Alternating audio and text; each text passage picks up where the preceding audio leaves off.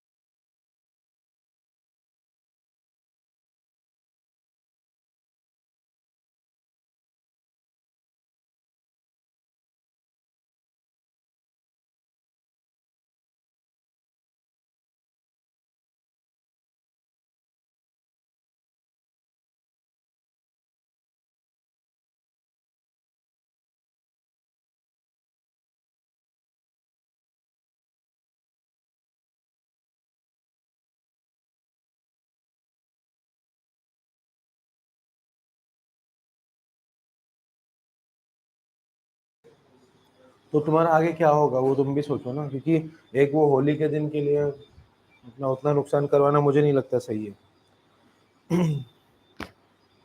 देखिए time table पे बिगड़ा जाए। गणेश सर को भी तो छुट्टी नहीं दूंगा मैं, होली का नहीं दूंगा। वो बोल रहे थे होली का, तो मैं बोला अभी नहीं दे सकते छुट्टी, क्या करेंगे। क्या शाम को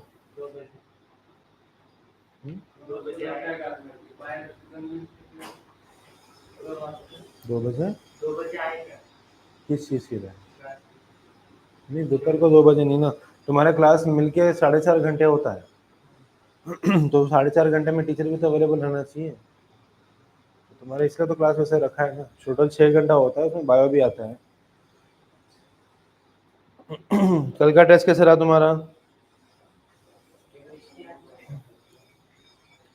आज शाम को लाइव लूंगा वापस से, जिसमें I will be explaining all how to attempt a test. Test से ज़्यादा ये क्या होता है, क्या बोलते हैं, सीईटी का एग्ज़ाम किस तरह से करना चाहिए, वो मैं एक्सप्लेन करूँगा। तो इसीलिए वो लाइव भी अटेंड करना। कल बहुत कम लोगों ने अटेंड किया था लाइव, अटेंड करो। उसमें बताऊंगा कि हाउ टू मतलब वो एग्ज़ाम होता क्या है, सीईटी का क्या क्या बाइफर्केशंस होते हैं। तुम्हारे दोस्त सारे तो उनको भी बोल दो, वो लोग भी अटेंड कर सकते हैं वो पर्टिकुलर थिंग, ठीक है। तो उतना देखते हैं, उसमें अटेम्प्ट कैसे करना है, टाइम मैनेजमेंट वगैरह सब बताऊंगा उसमें।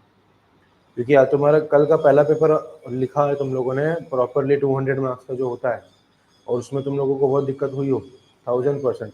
ख़त्म ही नहीं हुआ होगा पेपर, सबसे पहली बात, ठीक है। तो सबसे बड़ा पॉइंट इसमें होता है टाइम मैनेजमेंट, ठीक है। और उससे बड़ी बात होती है कि इसमें नेगेटिव मार्किंग नहीं है, सब अटेम्प्ट करो, कुछ नहीं जाता अपना। इंस्ट्रक्शंस पढ़े थे सही से, मैंने वॉइस मैसेज भेजा था, इंस्ट्रक्शन अच्छे से पढ़ो, 5-10 मिनट लगा के पढ़ा होगा आपने, क्योंकि उसमें देखा है कितने न्यू चीज़ें हैं। अब मुझे एक बात बताओ, इतने सारे इंस्टीट्यूट्स हैं जहाँ पर ये चीज़ें ली नहीं जाती है, ऑनलाइन ली नहीं जाती है, तो हाउ डू यू एक्सपेक्ट कि डायरेक्टली तुम सीईटी एग्जाम में जाके इंस्ट्रक्शन पढ़ के सॉल्व करो। जैसे तुम्हारा कल हुआ ना, वैसे बच्चों का सीईटी में होता है, क्योंकि उनको अंदाज ही नहीं होता है कैसे खत्म करना है। Okay, that is the reason, one of the biggest reason मैंने ऑनलाइन चीज अवेलेबल करके रखी है तुम्हारे लिए, कि तुम वो आज देखोगे तो आज के बाद रोज तुम वो इंस्ट्रक्शंस पढ़ने वाले हो, हर टेस्ट में इंस्ट्रक्शंस पढ़ोगे। जैसे वो इंस्ट्रक्शंस पढ़ोगे वैसे तुम लोग को वो दिमाग में बैठ जाता है, and that is same format जैसे सीईटी में होता है। बस थोड़ा लेबलिंग में फर्क रहेगा, क्योंकि महाराष्ट्र बोर्ड का है तो वो बोर्ड का कुछ सिंबल विंबल लगाएंगे, कलर पैटर्न चेंज कर सकते हैं, बाकी सब सेम रहेगा। मतलब जो क्वेश्चन पे ट्राइंगल वाइंगल बनने का जो था ना, वो भी सेम रहेगा। तुमने देखा राइट साइड में तुम्हारे वो लीजेंड्स आ गए थे, क्वेश्चन नंबर 1 to 50 दिख रहा था, कौन सा अटेम्प्ट किया, कौन सा नहीं किया, कौन सा देखकर छोड़ा है, कौन सा, हाँ कौन सा अटेम्प्ट कर दिया है। जेई में वैसे ही था ना। तो उसमें ना एक्चुअली स्टूडेंट्स बहुत दिक्कत फेस करते हैं, जब आप फर्स्ट टाइम सीईटी लिखने जाते हो ना तो पूरे हिल जाते हो, क्योंकि इतना कुछ है। अभी उसमें आपने ये भी ऑप्शन देखा होगा, कल सेव एंड नेक्स्ट का ऑप्शन था, उससे बहुत बच्चे सेव एंड नेक्स्ट नहीं करते, ऑप्शन से लेकर के नेक्स्ट कर देते हैं। उनको लगता है कि सेव हो चुका है, बट सेव होता नहीं है। कितने सारे स्टूडेंट्स उस वजह से मार्क्स लूज करते हैं, ठीक है। तो ये कुछ चीज़ें हैं वो जो तुम टाइम टू टाइम सीखोगे, ठीक है। ऑलराइट, हम स्टार्ट करते हैं आज with the next chapter, that is chemical bonding. ये चीज़ें मैं डिस्कस करूंगा, but I will be discussing that today evening के इसमें लाइव में, ठीक है। मैं सब लोगों को चाहता हूँ कि रहे अटेंडर, ठीक है। तुम अगर गाड़ी में ट्रैवल कर रहे हो, बस में ट्रैवल कर रहे हो, तो ईयरफोन लगा के फ़ोन में देखो, कुछ नहीं होता, ठीक है। ज़रूरी है वो, इसलिए ही लूँगा, अदरवाइज कोई ये नहीं है। देखते हैं, 7 o'clock ही ठीक रहेगा मेरे को लग रहा है। 7 to 8 जैसे कल लिया था वैसे ही, 7 to 8 तो नहीं होगा, 7 to 7:30 हो जाएगा। नहीं तब तक हो ही जाएगा खत्म, क्या है उसमें, इतना कुछ नहीं है, कंसेप्ट सिखाना नहीं है कि लॉन्ग जाएगा वो, ठीक है। चलो, केमिकल बॉन्डिंग हम काफ़ी सारा पहले डिस्कस कर चुके हैं, स्टिल कुछ कंसेप्ट्स पे आते हैं। अब आपके चैप्टर जो है केमिकल बॉन्डिंग जो दिया हुआ है, उसमें आप लोगों को पहले तो आयनिक बॉन्ड बताया हुआ है, कोवैलेंट बॉन्ड बताया, डेटिव बॉन्ड बताया। आई होप ये तीनों बॉन्ड आपको क्लियर है। हम लोगों ने डिस्कस किया था आयनिक बॉन्ड क्या होता है, a force of attraction develop between two different ions. But वो आयंस कैसे होने चाहिए, वो आयंस एक के साथ ही बने हुए रहने चाहिए, नहीं। What I am trying to say is कि अगर दो आयंस है, जैसे Na+ और Cl- है, तो Cl- जो Cl- बना है वो क्यों बना होगा, इस Na के इलेक्ट्रॉन देने की वजह से। दूसरे किसी Cl- के साथ दूसरा कोई Na अट्रैक्ट नहीं होगा उतना स्ट्रांगली, जितना Na+ Cl- वो वाले अट्रैक्ट होंगे जिसमें Na का इलेक्ट्रॉन Cl के पास गया हो, ठीक है। अगर ऑनलाइन व्यूअर्स है तो इतना ध्यान में रखो कि मैं बहुत चीज़ें बहुत फास्ट बोल देता हूँ, तो आप थोड़ा सा स्पीड कम करके भी सुन सकते हो, बिकॉज अदरवाइज समझ में नहीं आता है बहुत बार, ठीक है। ऑल राइट, तो मैं ये कह रहा हूँ कि अगर if you talk about ionic bond, तो उसमें खुद का इलेक्ट्रॉन जाना जरूरी है, तभी जाके उतना अट्रैक्शन आता है। अलॉन्ग विद दैट, उसमें हम लोगों ने देखा था कि कुछ कुछ आयनिक बॉन्ड जो होते हैं दे शो कोवैलेंट कैरेक्टर, है ना। Covalent character, ionic compound showing का कोवैलेंट कैरेक्टर, उसको फाहन्स रूल बोलते हैं, बहुत लोग फजान्स रूल बोलते हैं, जे साइलेंट होता है, तो फाहन्स रूल या फजान्स रूल जो बोलना चाहो बोलो। जिसमें देखो आयनिक कंपाउंड में give and take of electrons होता है, एक जन इलेक्ट्रॉन देता है, एक जन इलेक्ट्रॉन लेता है, but in case of covalent bond sharing of electron होता है, तो शेयरिंग वाला पैटर्न फिक्स है हमारा। तो अगर शेयरिंग ऑफ इलेक्ट्रॉन्स हो रहा है तो ऑटोमेटिकली आई कैन से कि वो जो बॉन्ड बन रहा है वो कोवैलेंट बॉन्ड है। बट ऐसे कुछ बॉन्ड्स होते हैं जो आयनिक बॉन्ड होते हैं, बट जिसमें दोनों के इलेक्ट्रॉन्स बहुत नजदीक आ जाते हैं, तो उस टाइम पे वो थोड़ा सा शेयरिंग टाइप बिहेव करते हैं, इसीलिए उसको हम लोग बोलते हैं फजान्स रूल। वो बताता है कि covalent nature of ionic compound. अगर मैंने NaCl को स्पून में लिया, पानी में डाल दिया, तो वो क्या हो जाता है, Na+Cl में सेपरेट हो जाता है, मतलब इसमें फजान्स रूल कम अप्लाई होता है। ऐसे कंपाउंड होते हैं इनमें फान्स रूल ज्यादा अप्लाई होता है, तो उस केस में वो सेपरेट नहीं होते। आयनिक कंपाउंड होते हुए भी वो स्प्लिट नहीं होंगे, डिसोसिएट नहीं होंगे, ठीक है। तो वो एक बात थी, कोवैलेंट बॉन्ड में शेयरिंग ऑफ इलेक्ट्रॉन्स होता है, वो भी हम देख चुके हैं, ठीक है। हमने हाइब्रिडेशन देखा है, हम लोगों ने वैलेंस बॉन्ड थियरी देखी है, बहुत सारे थियरीज हम ऑलरेडी देख चुके हैं, ओके। इसमें दो पॉइंट्स मैंने आपको पता नहीं याद है नहीं मुझे बताया था या नहीं बताया था, एक था नहीं बताया था, एक्सटेंडेड ऑक्टेट, और एक था इनकम्प्लीट ऑक्टेट। अभी ये वर्ड से पता चल सकता है आपको कि क्या बात कर रहे हैं हम लोग यहाँ पर। एक्सटेंडेड ऑक्टेट का मतलब समझते हो, हमने अभी तक क्या सीखा हुआ है कि 8 इलेक्ट्रॉन होने चाहिए आउटर मोस्ट शेल में। जैसे फॉर एग्जांपल अगर मैं इधर ऑक्टेट लिख दूं रेफरेंस के लिए, तो कार्बन लिख देता हूँ, 4 इलेक्ट्रॉन है उसके, उसके साथ 4 हाइड्रोजन या 3 हाइड्रोजन 1 क्लोरीन ज्वाइन हो रहे हैं, तो कार्बन के आउटर मोस्ट शेल में है 8 इलेक्ट्रॉन्स, और हाइड्रोजन के लिए है 2 इलेक्ट्रॉन्स, या क्लोरीन के लिए इधर भी बना सकता हूँ मैं 8। सही है, तो इस तरह से स्ट्रक्चर है। कौन सा है, नाम क्या है इसका, CH3Cl, नाम क्या है, मिथाइल क्लोराइड, IUPAC क्लोरोमीथेन, ठीक है। तो बेसिकली ये जो है ऑक्टेट, इसमें देखो इलेक्ट्रॉन्स कितने हो गए आउटर मोस्ट शेल में, 1 2 3 4 5 6 7 हो गए 8 इलेक्ट्रॉन्स, तो ऑक्टेट बन चुका है, ऑक्टेट बन गया है। अब आते कुछ ऐसे कंपाउंड पे, जैसे फॉर एग्जांपल BeCl2, BF3, इनके स्ट्रक्चर्स कैसे होंगे, देखो BeCl2, बी के आउटर मोस्ट शेल में 2 इलेक्ट्रॉन्स है, ये Cl,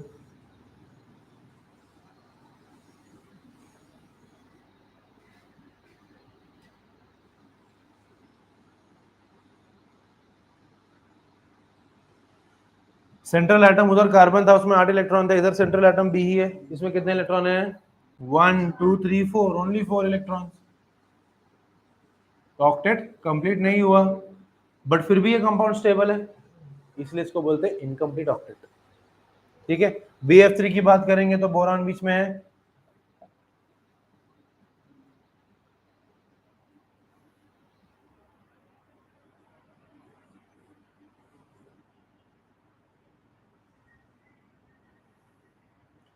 हम इधर सेंट्रल एटम की ही बात कर रहे हैं और किसी एटम की बात नहीं कर रहे हैं।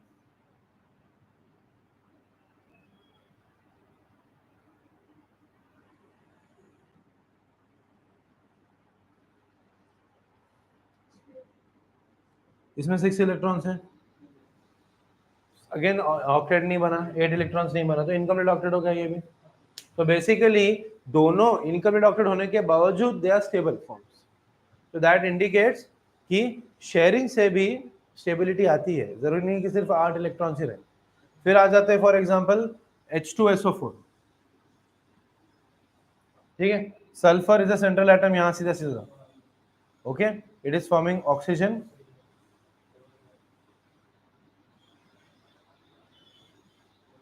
ओके। और 2 OH बनेगा ना, SO4 है ना, तो और एक हो,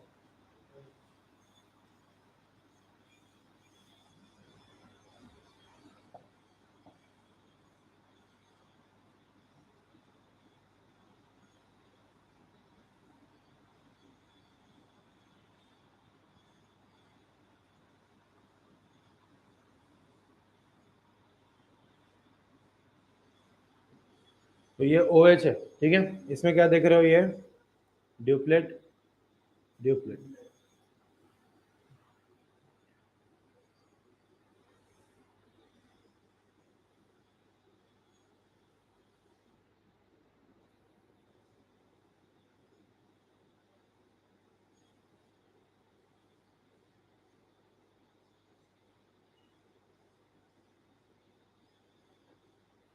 इलेक्ट्रॉन्स 1 2 3 4 5 6 7 8 9 10 11 12, 12 है, 8 से ज्यादा, more than 8 electrons, right.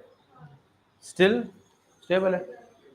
H2SO4 H3PO4 ये सारे ऐसे ही हैं, सब में ये ऑब्जर्व कि एक्सटेंडेड ऑक्टेट होने के बाद भी स्टेबल है। तो दिस शोज कि कोवेलेंट बॉन्ड फॉर्मेशन एक इंपॉर्टेंट होता है। लास्ट टाइम हम लोगों ने हाइब्रिडाइजेशन डिस्कस किया था, याद है। तो अगर सल्फर के हाइब्रिडेशन की बात करें, जो हम पहले भी कर चुके हैं, जरा ध्यान दे दो। सल्फर की बात करूं तो सल्फर इज 16, राइट। तो वैसे तो 2,8,6 हो जाता है। Also 1s2 2s2 2p6 3s2 3p4, ये है। अभी हम लोगों को पता है कि इलेक्ट्रॉन जंप करते हैं, जब एक्साइटेड स्टेज में जाता है तो इलेक्ट्रॉन क्या करते हैं, जंप करते हैं।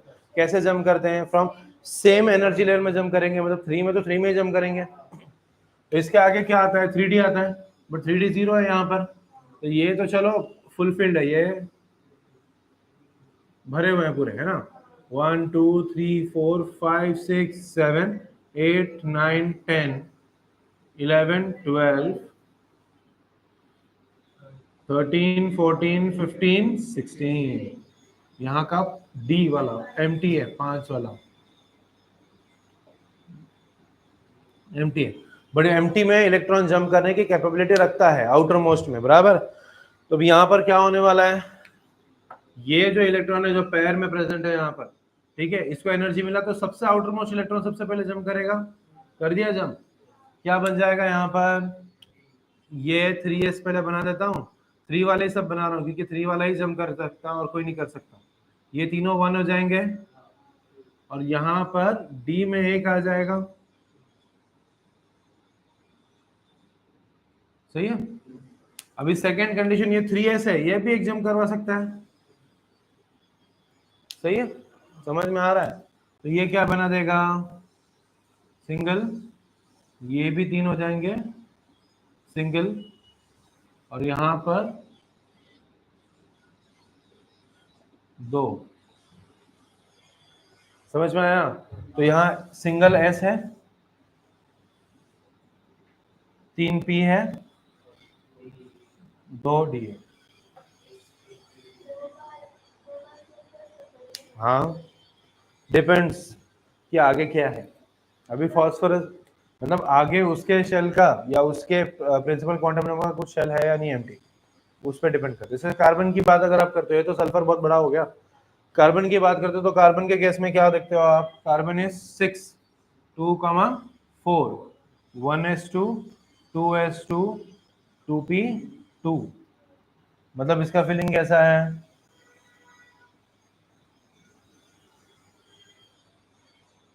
One S to 2s2 2p2,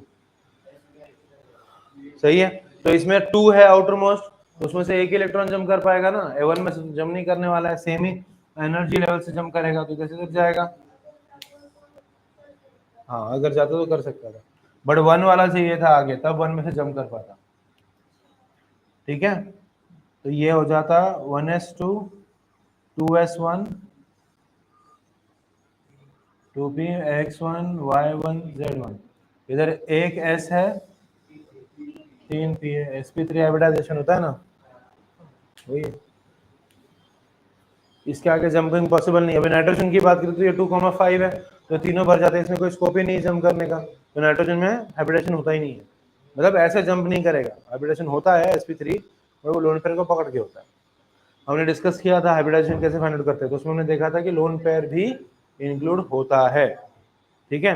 तो लोन पेयर भी इंक्लूड हो रहा है अगर हाइब्रिडाइजेशन में, तो इसका मतलब फिर तो हाइब्रिडाइजेशन होने वाला है ना वो, बट ये लोन पेयर नहीं बन सकता क्योंकि ये फर्स्ट शेल में, ये सेकंड शेल की बात हो रही है। आउटर मोस्ट शेल में जब लोन पेयर होता है तो वो भी हाइब्रिडेशन में इंक्लूड होता है, ठीक है। समझ में आ गया आपको ये। तो ये मैं आपको बताने की कोशिश कर रहा था कि किस तरह से हाइब्रिडाइजेशन जंप करते हैं, मतलब किस तरह से लेवल्स होते हैं। ठीक है, तो यहाँ पर आप देख सकते हो कि छह इलेक्ट्रॉन्स लग सकते हैं, यहाँ पर 6 स्कोप है बॉन्ड का, बट आप देखोगे आगे के 3 खाली है, इसका मतलब ये नहीं कि अनस्टेबल हो जाएगा ये। तो यहाँ पर 6 इलेक्ट्रॉन है तो और 6 बैठेंगे, वही हो गया ना यहाँ पर 12। ऑक्सीजन के 2 लगे, ओके, फिर ऑक्सीजन के एक लगा यहाँ पर, मतलब इसने 2 इलेक्ट्रॉन ऑक्सीजन के साथ शेयर किया, 2 इलेक्ट्रॉन इसके साथ शेयर किया, एक इसके साथ, 6 होगा ना। तो ये वाला जो आप देख रहे हो यहाँ पर sulphur, that is sp3d2, but sulphur different different type का होता है। 4 बॉन्ड्स अगर प्रेजेंट है तो इट इज sp3d2, डिपेंड करता है कितने बॉन्ड्स प्रेजेंट है। ठीक है, अभी sp3d भी होता है, डिपेंड sp3 भी होता है। अगर SO2 बनाता हूं मैं, सल्फर डाइऑक्साइड बनाता हूँ SO2, तो SO2 के केस में क्या देखोगे, SO2 कितने बॉन्ड बना रहे हैं, 4, तो ये sp3 हो गया ना, क्योंकि यहाँ पर एक लोन पर आएगा, यहाँ पर एक लोन पर आएगा। तो हाइब्रिडाइजेशन में देखा जाए तो 1 2 3 4, देखो वही निकलेगा हाइब्रिडाइजेशन, याद है ना कैसे बनाते हैं, करो। Sulphur outer most shell 6 electron minus oxygen, दो इलेक्ट्रॉन शेयर करते हैं और 2 है ना, तो 2 into 2 that is equal to 2 electrons, 1 lone pair. एक मिनट मैंने गलती की कुछ तो, 1 2 3 4, आउटर मोस्ट 6 इलेक्ट्रॉन, 2 2 4, तो ये हो जाएगा 2 plus 1 lone pair. Okay okay, हाँ ठीक है, तो इसमें एक लोन पेयर इंक्लूड होगा, चेंज हो जाएगा ना, ये एक लोन पेयर इंक्लूड हो रहा है, ये और एक लोन पेयर आएगा, ये वाला यही फॉर्मेट इंक्लूड हो रहा है, 1 2 3 बराबर, ये वाला हाइब्रिडेशन इसमें इंक्लूड हो रहा है। देखो ये एक लोन पेयर है ऑलरेडी, ठीक है, ये 2 मिला के एक बॉन्ड बना रहे हैं, 2 मिला के एक बॉन्ड बना, अरे डबल बॉन्ड बन रहा है ना बेवकूफों, तो डबल बॉन्ड में 2 इलेक्ट्रॉन शेयर हो रहे हैं ना, तो यहाँ 2 शेयर होंगे, ये 2 शेयर होंगे,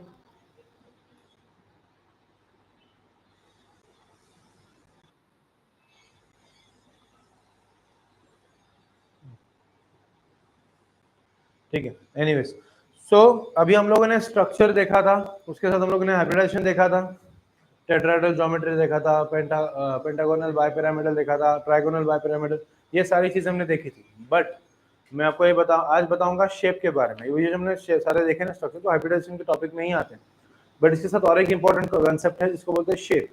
शेप का मतलब क्या होता है, जब हम स्ट्रक्चर में से लोन पेयर को एक्सक्लूड कर दे तो बचता जो है उसको बोलते हैं शेप। जैसे फॉर एग्जाम्पल H2O की अगर बात करता हूँ, वाटर मॉलिक्यूल की अगर बात करता हूँ, तो वाटर के केस में H2O सेंट्रल एटम ऑक्सीजन है, तो OH2 लिखता हूँ। हाइब्रिडेशन फाइंड आउट करते हैं इसका वापस से, oxygen outer most shell 6 electrons minus 2 electrons equal to 4 electron, that is 2 lone pairs, मतलब ये 2 प्लस 2 दैट इज 4, मतलब 3, 4 बॉन्ड का कैपेबिलिटी है ना, तो sp3 हो गया ये। अब अगर sp3 प्रेजेंट है यहाँ पर, ठीक है, ध्यान देना, sp3 अगर प्रेजेंट है, सो इसका शेप क्या होना चाहिए, सॉरी शेप बाद में आते हैं, पहले इसका आउटलाइन कैसा होना चाहिए, ये एक होगा इधर लोन पेयर, ये एक होगा इधर लोन पेयर, 2 लोन पेयर है ना, फिर एक बॉन्ड पेयर, दूसरा बॉन्ड पेयर, यहाँ H होगा, यहाँ भी H होगा। समझ में आ रहा है आपको मैंने क्या बनाया, देखो एक बार, लोन पेयर H H बन गया tetrahedral geometry, right, tetrahedral geometry बनता है ना, टेट्राहेड्रल मतलब क्या, ये इस तरह से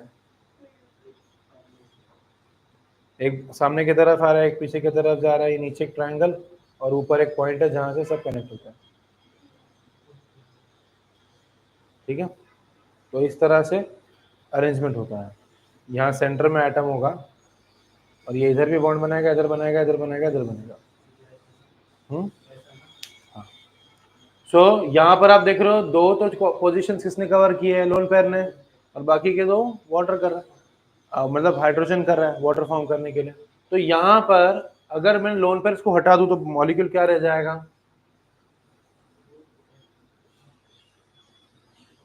तो ये जो है ना, ये है उसका शेप, मतलब शेप में लिख सकता हूं मैं स्ट्रक्चर माइनस लोन पेयर्स। तो ये स्ट्रक्चर दिख रहा कैसे है, बेंट बोलते हैं इसको, बेंट और एंगुलर, बेंट और एंगुलर। ठीक है, ये उसका एक शेप है, आपको दिए हुए हैं वहां शेप्स, देखो VSEPR नाम की एक थियोरी है, ठीक है, वैलेंस शेल इलेक्ट्रॉन रेजोनेंस के ऊपर, वो उस हिसाब से ये डिपेंड होता है। तो जो लोन पेयर ऑफ इलेक्ट्रॉन्स होते हैं उसको इसमें इंक्लूड नहीं किया जाता, बट रिमेंबर लोन पेयर का जो प्लेसिंग होता है, लोन पेयर का जो प्रॉपर प्लेसिंग होता है, कहाँ प्लेस होना चाहिए एक स्ट्रक्चर में, that placing 101% depends upon three major things. One, lone pair repulsion, second lone pair bond pair repulsion, third bond pair repulsion. Remember lone pair का रिपल्शन मैक्सिमम होता है, इसलिए अगर दो लोन पेयर है तो देखा आपने पोजीशन किधर किया मैंने उसको, कितने दूर एक दूसरे से, मैक्सिमम डिस्टेंस पे they prefer staying.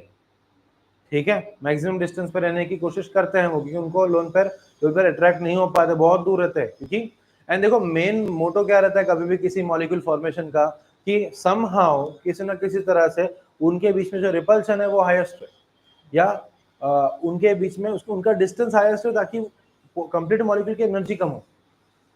Lowest energy molecule only will be the most stable.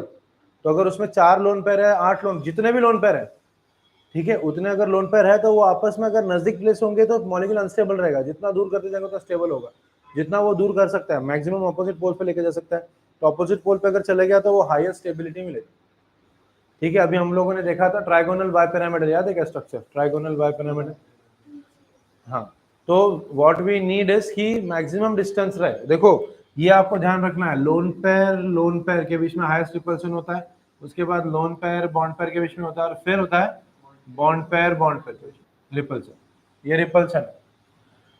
ठीक है, तो इसी बेसिस पे अगर मैं PCl3 मॉलिक्यूल ले लूं, तो उस हिसाब से PCl3 में हाइब्रिडेशन क्या मिल रहा है, फॉस्फोरस में कितने होते हैं 5, 5 - 3 दैट इज 2, 3 + 2 5, sp3d, sp4 नहीं हो सकता, हाँ तो 1 हो जाएगा, 5 3, ठीक है, तो 4। एनीवे जब स्ट्रक्चर आप देखते हो तो इसमें PCl3 में आप क्या देख सकते हो, फॉस्फोरस में एक लोन पेयर, कितने लोन पेयर होते हैं फॉस्फोरस में, कितने शेयर कर रहा है, 3 ना, तो एक लोन पेयर बचा ना, तो उनका जो प्लेसमेंट होगा ना वो डिफर करेगा। जैसे अभी sp3 का कैसा होता है, टेट्राहेड्रल होता है, तो ये फॉस्फोरस है, इनका क्लोरीन का प्लेसमेंट भी एंगल डिपेंड करता है, एंगल कितना दूर दूर है। अभी अगर आपको याद रहेगा तो हम लोगों ने देखा था कि एंगल प्लेसमेंट बहुत दूर दूर होना चाहिए। अभी याद हो sp3d वाला, sp3d अरेंजमेंट जो है उसमें देखा था trigonal bipyramidal, yes trigonal bipyramidal था, बीच में ट्रायंगल बन रहा था, ऊपर एक इलेक्ट्रॉन था, मतलब ऊपर एक बॉन्ड था, नीचे एक बॉन्ड था, 2 एक्सियल बॉन्ड थे और 3 इक्वेटोरियल बॉन्ड थे। ठीक है, तो वो जो हमने प्लेसमेंट देखा था उस प्लेसमेंट में अगर 2 लोन पेयर आ जाते हैं, अगर कंपाउंड में 2 लोन पेयर आ जाते हैं तो उस टाइम पे क्या होगा, एक लोन पेयर ऊपर प्लेस करेंगे, एक नीचे प्लेस करेंगे, दोनों के बीच में 180 डिग्री का एंगल है, तो हाईएस्ट रिपल्सन वहां पर होता है। ठीक है, तो मॉलिक्यूल्स को बेसिकली बनाने के लिए, ड्रॉ करने के लिए हम लोगों को वो भी एक चीज ध्यान में रखनी पड़ती है, जिसकी वजह से उनका शेप चेंज हो जाता है। ठीक है, जैसे कि एक मॉलिक्यूल है जिसका नाम है SF4, ठीक है, जिसका नाम है SF4। SF4 की अगर हम ज्योमेट्री देखते हैं तो क्या होगा, 6 - 4, तो 4 + 1,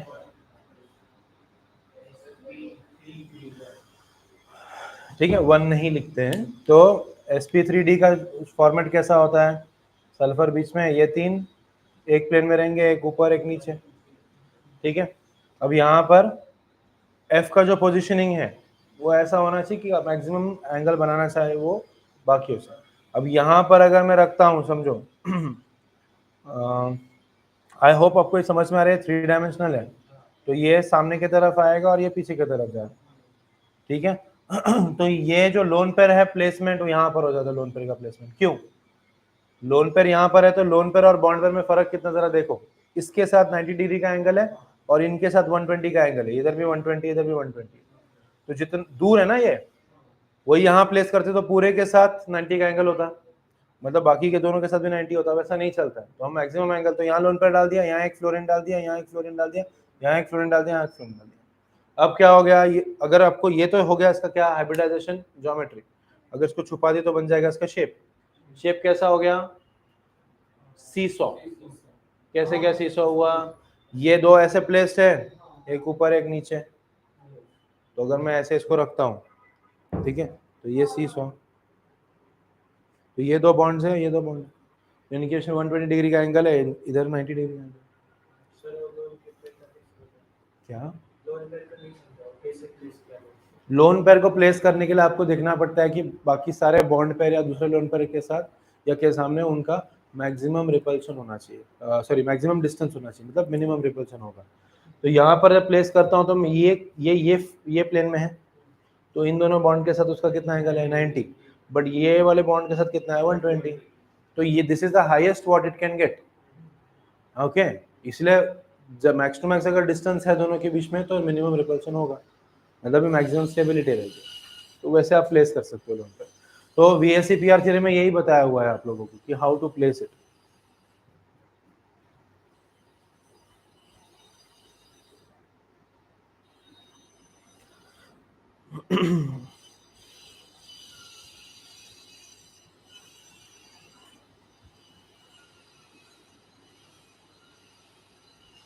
ओके, ये लिख लो।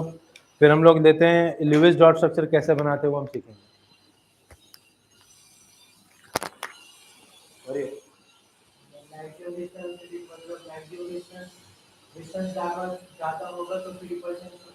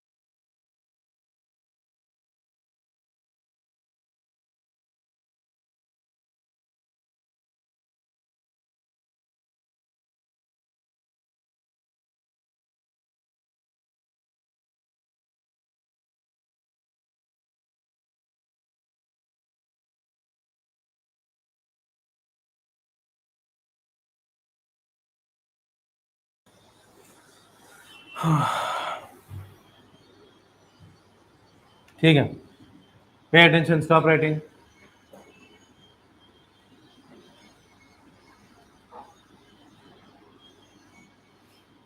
लुईस डॉट स्ट्रक्चर, ये एक बहुत इंपॉर्टेंट पॉइंट है एक्चुअली।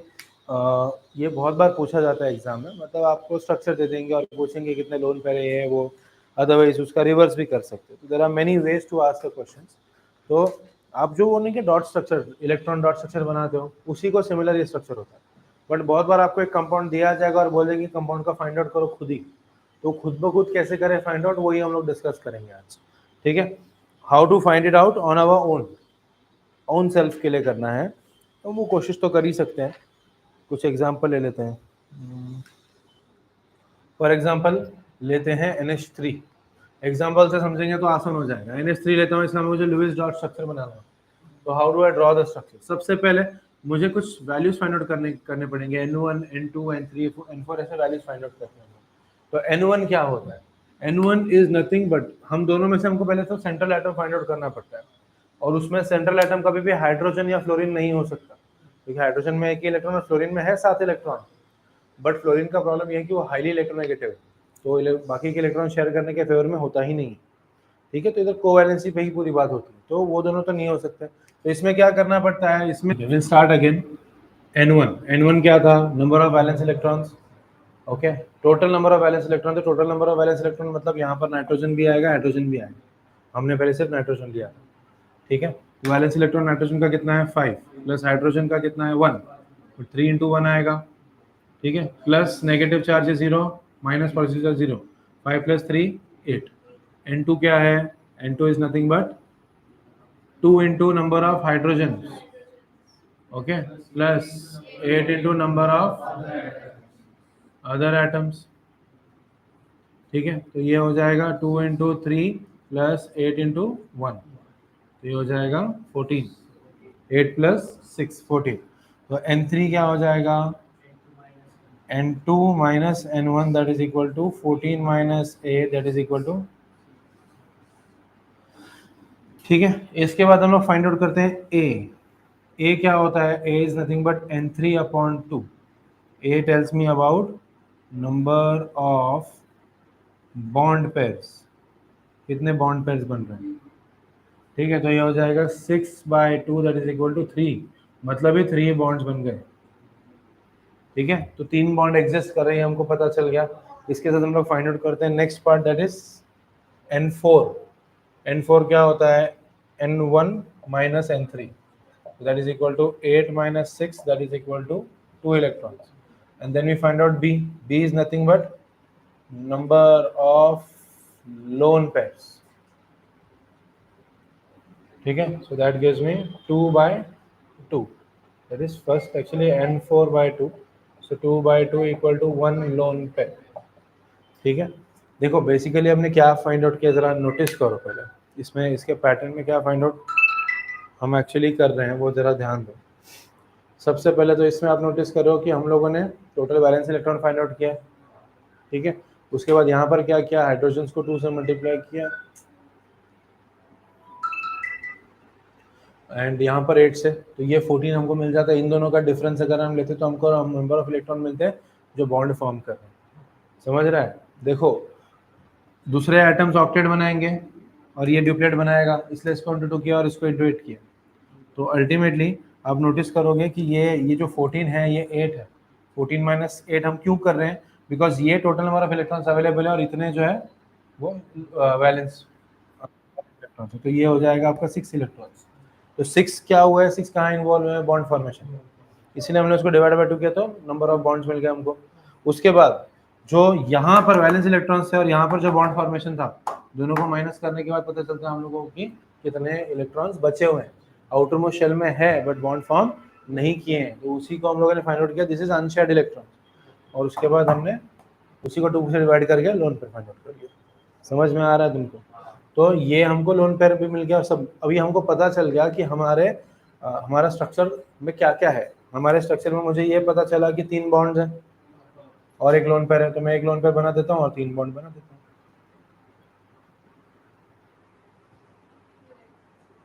सही है। ऑन द अदर हैंड ऐसे बनाने की जगह पे you can even form a dot structure.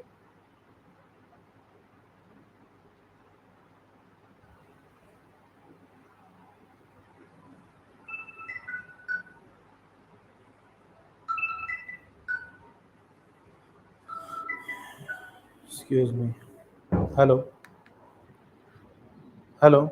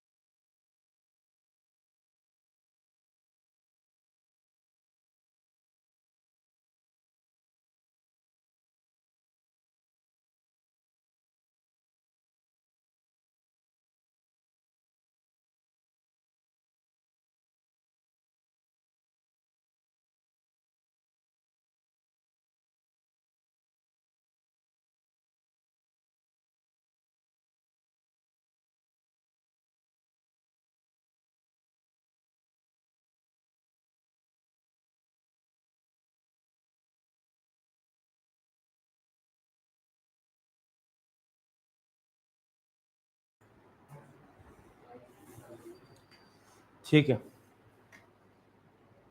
Marker कहाँ रख दिया मैंने? ठीक है, चलो ध्यान दो। CO2 का कैसे बनाएंगे? क्या किया होगा आप लोगों ने CO2 के लिए? CO2 के लिए सबसे पहले N1 फाइंड आउट करो। N1 क्या है? Number of valence electrons. इसके 4 है प्लस इसके 6 है ना, 2 इंटू 6 हो जाएगा।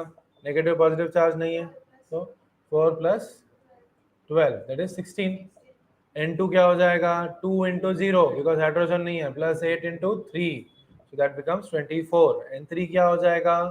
N2 minus N1 that is 24 minus 16 that is equal to 8 electrons.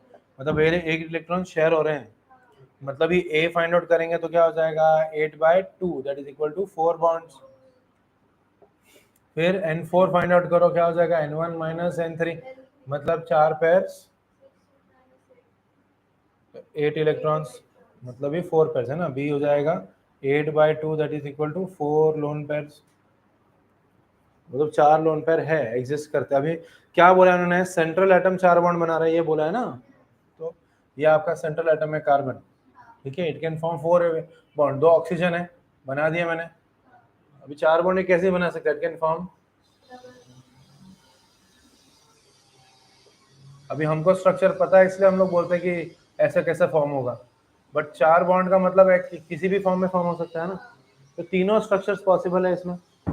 4 bond बनाना है तो ऐसे ही 4 बॉन्ड तरीके हैं इसके, राइट। अब इसमें क्या बोला है? कितने लोन पेयर भी लग रहे हैं?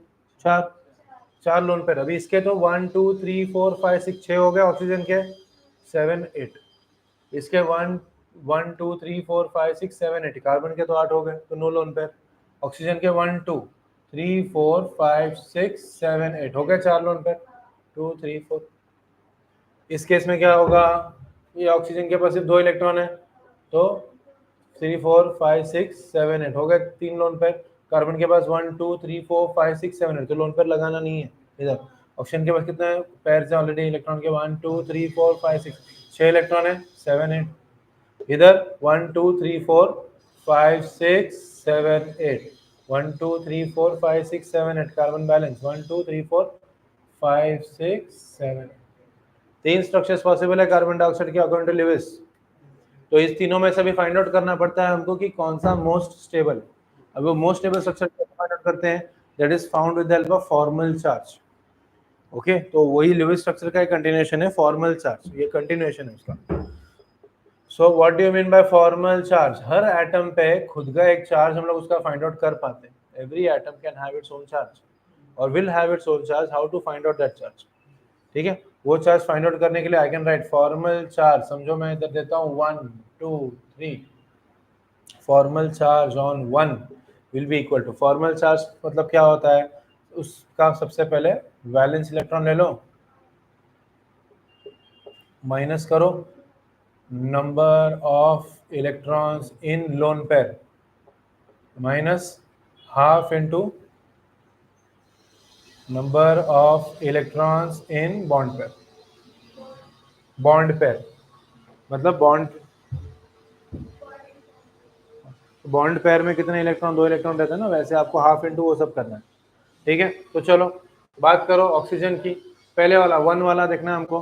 तो इस ऑक्सीजन में वैलेंस इलेक्ट्रॉन कितने हैं? 6, minus number of electrons in lone pair कितने हैं? 2, माइनस हाफ इनटू बॉन्ड कितने बना रहा है? 3, मतलब 1 2 3 4 5 6 6 है ना, तो 6 हो जाएगा 6 माइनस 2 माइनस 3 बिकम्स प्लस। तो इस पे चार्ज हो जाएगा। समझ में आया? वैसे आप कार्बन पे भी निकाल सकते हो। आई can right here formal charge on 2 क्या हो जाएगा? कार्बन में वैलेंस इलेक्ट्रॉन कितने हैं? 4, माइनस कितने बॉन्ड बना रहा है वो? 4, और लोन पेयर कोई है उस पर? नहीं, तो 0 हो जाएगा, लोन पेयर ही जाएगा। Minus half into 8 equal to 4 minus 4 equal to 0। सही है ना? कार्बन पे चार्ज क्या आ गया? अब आते हैं ये वाला ऑक्सीजन पे, थर्ड वाले पे।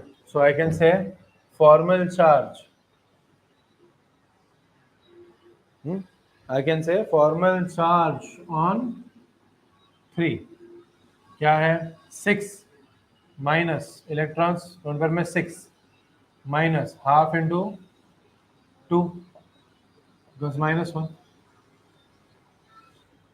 सही है क्या? समझ में आया क्या किया मैंने? इधर गया इधर।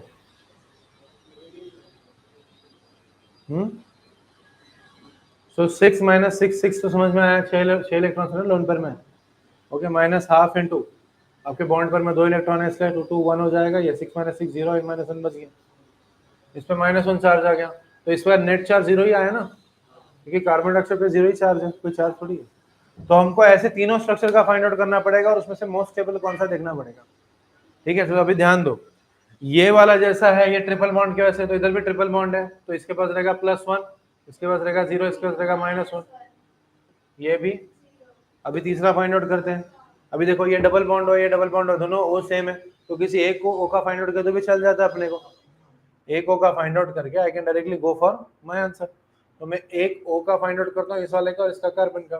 सो आई राइट फॉर्मल चार्ज ऑन ओ कितना होता है, फॉर्मल चार्ज ओ पे ये कितना है, बैलेंस 6 -4 -1/2 इंटू 4 है ना, तो ये हो जाएगा कितना 2, तो ये 0 हो जाएगा। तो ये 0 हो गया, कार्बन का तो वैसे ही 0 रहता है, सेम ही है ना कार्बन के लिए, तो ये भी 0, तो नेट चार्ज 0। तो मोस्ट स्टेबल कौन सा है, ये या ये? No doubt plus minus cancel हो रहे, बट ये ज्यादा स्टेबल हो गया ना, इसलिए इसकी स्टेबिलिटी ज्यादा, तो ये स्ट्रक्चर हम बनाते हैं। आपने देखा होगा हमेशा कार्बन डाइऑक्साइड का C डबल बॉन्ड और डबल बॉन्ड भी बनाते हैं क्योंकि वो स्टेबल है। ओके, ये साइड होगा ना लिखकर।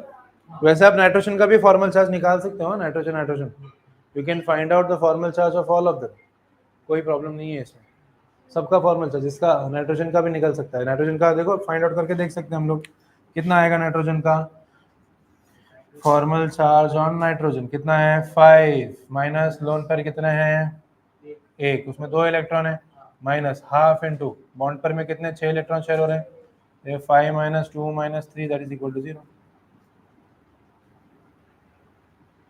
वैसे हाइड्रोजन का भी फाइंड आउट कर सकते हो, तो ना फॉर्मल चार्ज 0 ही आ रहा है ना सब पे, तो बैलेंस स्टेट वही है, मोस्ट स्टेबल स्टेट वही है। हम लोग जनरली ऐसे ही स्टेबल स्टेट कंसिडर करते हैं या लेते हैं जिसमें नेट चार्ज जो 0 रहे बट अंदर मोर स्टेबिलिटी रहे। ठीक है, जैसे अभी हम दूसरा एक स्ट्रक्चर ले लेते हैं, थोड़ा सा डिफरेंट लेते हैं, हटके लेते हैं। ये तो हमने बहुत स्टैंडर्ड मॉलिक्यूल्स ले लिया हम लोगों ने, मतलब जो पूरी तरह से स्टेबल थे वैसे लिए हैं, थोड़ा चार्जेस वगैरह वाले लेते हैं। जैसे मैं लेता हूँ CH3 माइनस, ठीक है, आई टेक CH3 माइनस, ठीक है। तो अभी इसमें CH3 माइनस में N1 फाइंड आउट करना है, कितना है N1, central atom 4 plus 3 into 1 plus 1 8 हो जाएगा। N2 क्या होगा, 3 into 2 plus 1 into 8, 6 and 8 14। N3 क्या हो जाएगा 6 ना, 14 minus 8 equal to 6 electrons, that is A equal to 6/2, that is equal to 3 bonds। N4 कितना हो जाएगा 8 minus 6, that is equal to 2 electrons, okay, and B would be 2/2 equal to 1 lone pair। मुझे पता है 3 बॉन्ड बनाना है, 1 lone pair बनाना है, सही है ना, तो एक कार्बन बना दिया मैंने, 3 बॉन्ड बना दिए, हाइड्रोजन लगा दिया, एक लोन पेयर बना दिया, हो गया। It's as simple as that. और अब माइनस चार्ज है ना, तो चाहिए तो पूरा स्क्वायर बना के एक माइनस बना दो, हर एक पे फॉर्मल चार्ज वैसे ही फाइंड आउट कर सकते हो, जैसे इस पे हमने फाइंड आउट किया इस पे भी निकाला, बट वो 4 माइनस होगा इसलिए -1 आएगा कार्बन पे। ऐसे ही फॉर्मल चार्ज फाइंड आउट कर सकते हो। ओजोन का स्ट्रक्चर अलग अलग स्ट्रक्चर्स बन सकते हैं, हर एक स्ट्रक्चर ऐसे ही बनाते हैं। Lewis dot structure is the easiest form to draw structures. ठीक है, समझ में आया? तो वैलेंस बॉन्ड थ्योरी हमने लास्ट टाइम ही लिया था, जिसमें मैंने आपको बॉन्ड ओवरलैपिंग बताया था। ओके, उसके साथ हमने VSEPR अभी बताया मैंने आपको, जो शेप के बारे में बताया। उसके बाद लुईस डॉट स्ट्रक्चर हो गया, और एक मॉलिक्यूलर ऑर्बिटल थ्योरी बचा हुआ है। मॉलिक्यूलर ऑर्बिटल थ्योरी क्या बोलता है जरा ध्यान दो। It talks about the energies of orbitals. Basically उसमें बोला गया है कि जो ऑर्बिटल्स होते हैं वो ओवरलैप करते टाइम कंस्ट्रक्टिव एंड डिस्ट्रक्टिव दोनों प्लेन्स में ओवरलैप करते हैं। कंस्ट्रक्टिव आपको पता है ना, इंटरफेरेंस पैटर्न्स रहते हैं, constructive interference pattern, destructive interference pattern, पता है क्या? सेम सेम चार्ज वाले ओवरलैप करेंगे तो कंस्ट्रक्टिव होता है, ऑपोजिट करेंगे तो कट आउट होता है। ये पता है आपको? नहीं पता है। मतलब अगर एक वेव है जो ऐसा है, इसको कंस्ट्रक्ट करके दूसरा वेव कंस्ट्रक्टिव में ऐसा है, तो जो वेव बनेंगे वो ऐसे हो जाएंगे, डिस्ट्रक्टिव में माइनस हो जाता है। वेव फंक्शंस के बारे में बात है ये। तो बेसिकली मॉलिक्यूलर ऑर्बिटल थ्योरी बस बता रहा हूँ आपको, बेसिक आइडिया दे रहा हूँ, रीड करोगे तो भी समझ में जितना आएगा उतना काफ़ी रहेगा आपको। तो बेसिकली ऐसा बोला गया है कि जब ओवरलैपिंग होती है तो दो तरीकों से ओवरलैपिंग होती है, एक होता है कंस्ट्रक्टिव, एक होता है डिस्ट्रक्टिव। ठीक है, तो दोनों में से एक में एनर्जी हाई होती है, एक में एनर्जी लो होती है।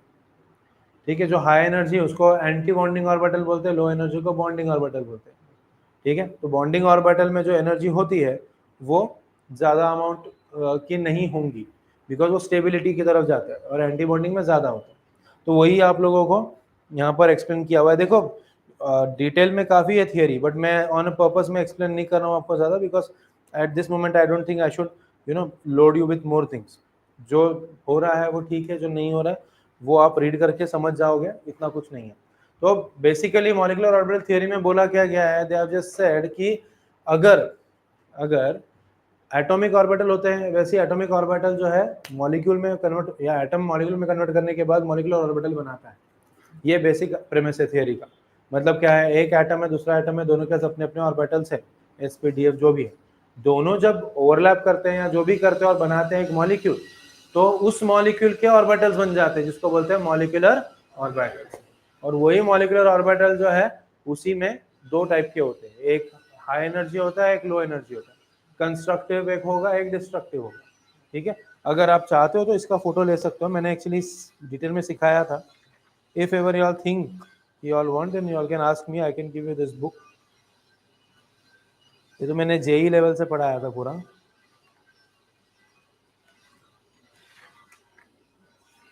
अरे हो के चैप्टर ही खत्म नहीं होता, इतना बड़ा चैप्टर है।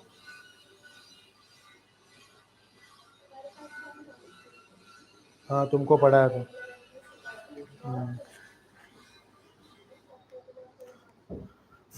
देखो दिया है इधर मैंने, वो देखो इधर मैंने बताया, कंस्ट्रक्टिव इंटरफेरेंस, डिस्ट्रक्टिव इंटरफेरेंस, दोनों पैटर्न्स। मॉलिक्यूलर ऑर्बिटल थ्योरी के कुछ पोस्टुलेट्स लिख कर दिए थे। तो आपका बीएमओ जो बनता है, bonding molecular orbital, that is because of constructive interference, add up होने के लिए, एडअप होने की वजह से, और डिस्ट्रक्टिव इंटरफेरेंस की वजह से, मतलब माइनस आउट जब होता है तो बनता है anti bonding molecular orbitals, ABMO बोलते हैं उसको, BMO and ABMO। Bonding molecular orbitals are form when two this wave functions add up, that is constructive interference is form. Okay, उसमें एनर्जी जो है वो कम होती है। एंड डिस्ट्रक्टिव जो होता है, मतलब जिसमें दोनों सब्ट्रैक्ट हो जाते हैं, उसमें एंटी बॉन्डिंग मॉलिक्यूलर ऑर्बिटल बोलते हैं, ABMO। तो ABMO में इलेक्ट्रॉन नहीं जा सकता, BMO में ही जाता है।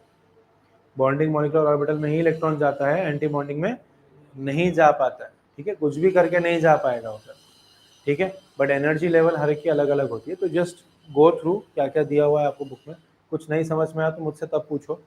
ठीक है, और समझ में आ जाएगा। और इतने क्वेश्चन उस पर आते नहीं, तो मैं आपको जो वर्कशीट मैं दूंगा, अभी भेजता हूँ आपके फ़ोन से, प्रिंट आउट भी लेकर आता हूँ। जो वर्कशीट दिया है मैंने, शायद वर्कशीट नहीं दिया है ना, हाँ कल तक के दिए आई थिंक, फिजिक्स और मैथ्स के आगे के दिए वर्कशीट्स में ना, बाकियों के जैसे चल रहा है वैसे दिया है। ठीक है, तो वर्कशीट में देखोगे तो इस पर ज़्यादा क्वेश्चंस नहीं आएंगे मॉलिक्यूलर ऑर्बिटल पे, बट ये चीज़ों पे आ सकता है। ठीक है, कि जब मॉलिक्यूलर ऑर्बिटल बनते हैं, मतलब एटॉमिक ऑर्बिटल से जब मॉलिक्यूलर ऑर्बिटल बनते हैं, तो उस टाइम पे एग्जैक्टली क्या होता है।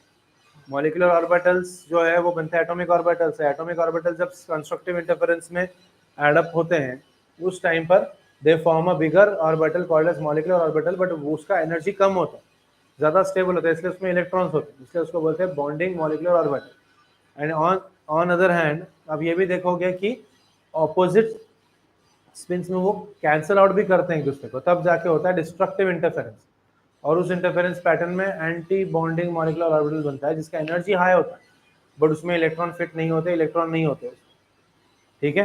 तो जब भी हम इलेक्ट्रॉनिक कॉन्फ़िगरेशन मॉलिक्यूल का भी लिख पाते हैं उसमें, तो मॉलिक्यूल के लिखते टाइम पे हम लोग दो टाइप के ऑर्बिटल्स लिखते हैं। जैसे अगर मैं देखता हूँ कि मेरे दो एटम्स के बीच में सिग्मा बॉन्ड, सिग्मा 1s2 है, सिग्मा बॉन्ड बना है ना 1s में, तो इसके साथ आगे आएगा सिग्मा स्टार 1s2, इसकी एनर्जी ज़्यादा होगी, इधर 2 नहीं होगा, सॉरी, सिग्मा स्टार 1s रहेगा।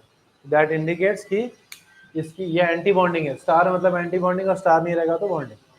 इसमें इलेक्ट्रॉन इसमें नहीं जाते, इलेक्ट्रॉन, इसकी एनर्जी हाई रहती है, इसकी एनर्जी लो रहती है। ठीक है, हमेशा बॉन्डिंग एनर्जी लोअर रहती है, मतलब कंपेयर टू उसका भाई। जैसे एस एस के कंपैरिजन में 1s की कंपैरिजन में इसकी एनर्जी हाई रहेगी, इसकी लो रहेगी।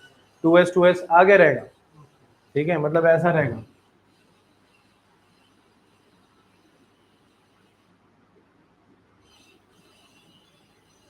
ऐसा, तो इसकी एनर्जी इससे हाई है बट इनसे लो है। ये नेक्स्ट प्रिंसिपल क्वांटम नंबर हुआ ना, तो उधर हाई है बट अदरवाइज लो है। इसमें पाई पाई भी मेंशन करते हैं। तो जो आपका पी एक्स पी वाई होता है वो पाई बॉन्ड नहीं बना पाता है ना, तो पाई भी मेंशन किया जाता है। सिग्मा सिर्फ जेड बनाता है, टू पी जेड या पी जेड बनाता है, तो वो भी मेंशन करते हैं।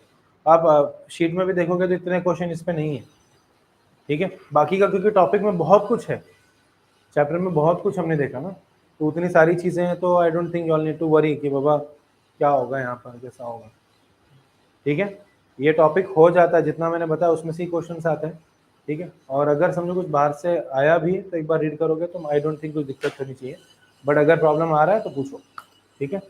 तो फिर हम लोग अभी यहाँ पर स्टॉप करते हैं इसको, because we have taken a lot of things, पहले भी लिया था मैंने पहले के क्लासेस में, और अभी भी कवर किया, तो I think this much is enough, ठीक है। अभी आप इमीडिएटली बैठ के टेक्स्ट बुक गो थ्रू करोगे, उसमें देखोगे क्या क्या पॉइंट्स दे रखा है, see everything, you will remember everything. सब उसके पहले ना जो नोट्स पहले दिए थे और अभी दिए, सब नोट्स गो थ्रू करो and then go for textbook, okay. अलग अलग शेप्स के भी आपको पता चल जाएंगे, और शेप को वो क्यों बोलते हैं, नहीं समझ आए तो मुझसे पूछो, ओके। एंड तो मैं आपको शीट सेंड कर रहा हूँ, तो फिर आप वो भी सॉल्व करना शुरू कर दो, ठीक है।